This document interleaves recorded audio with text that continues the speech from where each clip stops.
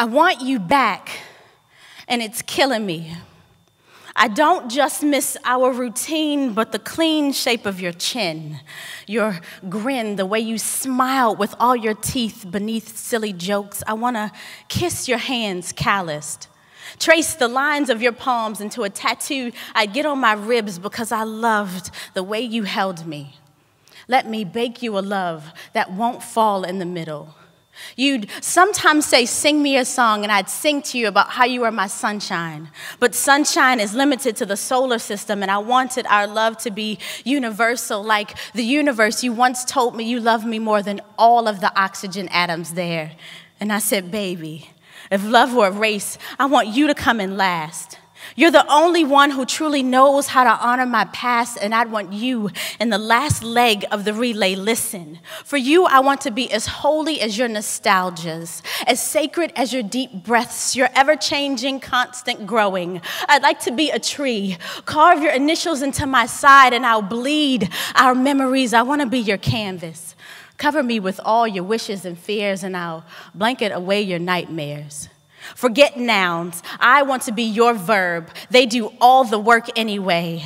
I want to lay so quietly that I'm startled by the cacophony of your heart-thumping, blood-rushing, eyelashes batting, breaths filling your lungs. Give me time, and I'll hold its hand so we won't have to play catch-up.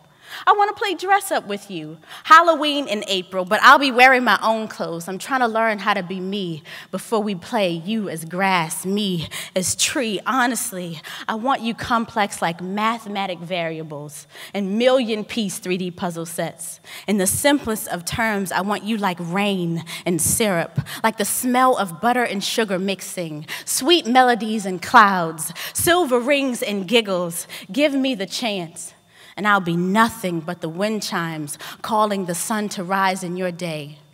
Let me grant you good morning once more, because I cannot sleep like this forever.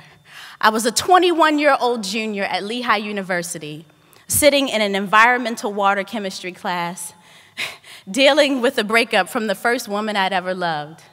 In that moment, nothing mattered except the blue ink stanzas I'd scribbled on my notebook. Not the professor explaining the equations on the board, or my classmates feverishly taking notes. It was then that I really fell in love with poetry, with spoken word, and how it made me feel, for how it gave voice to the very emotions I couldn't otherwise express. The next semester, I took an Introduction to Hip-Hop Theater course. It was an independent study that met from 9 to 11 p.m. twice a week. Professor Cassie Johnson was hard on us, and a bit unconventional. She reminded me of Mr. Keating, the English teacher in the Dead Poets Society. She demanded conviction, dismissed our half-hearted attempts at writing our truths, but mostly she challenged us. She said, write the most dangerous parts of you. Write what scares you the most. And so I wrote, Dear Poetry, I'm still not sure what to do with you.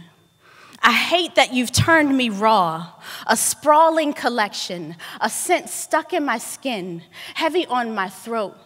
You assembled familiar language in my cheeks, unlocked in my shins a charge, a responsibility to speak, to have an opinion and stand in it.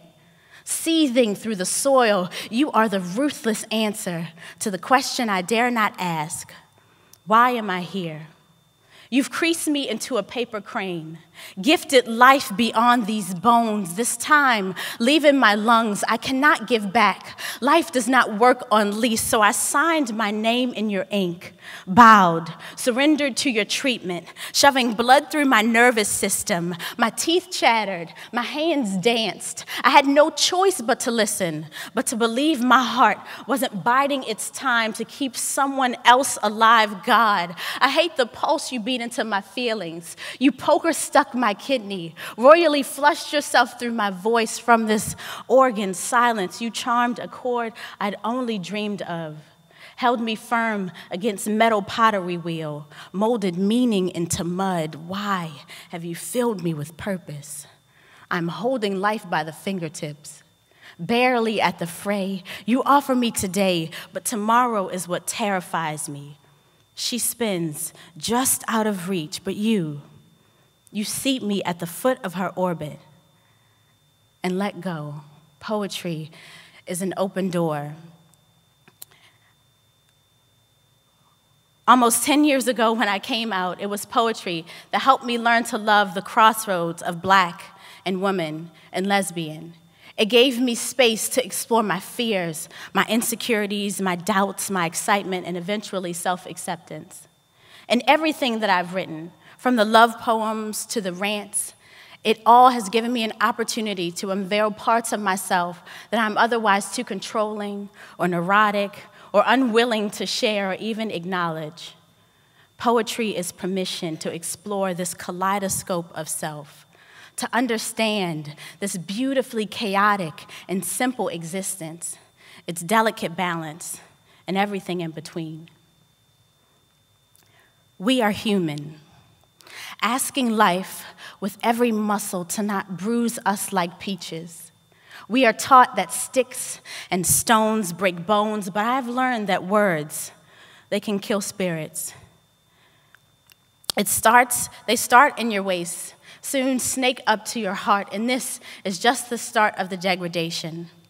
Pondering on where it all comes from, my mind gets stuck on the billboards, the eating disorders, the white knuckles, the addictions, on the magazine cover beauties, the sleepless nights, the tears, on the religious right, the fear, the shame, and worrying if you'll make it to your version of heaven, on the government, the deception, the separation and injustice, on the wishing, the hoping, the longing to be different, to be better, to be less like ourselves. We break like glass butterflies, stretch, fall apart, and forget our worth. So here's a reminder: we are priceless.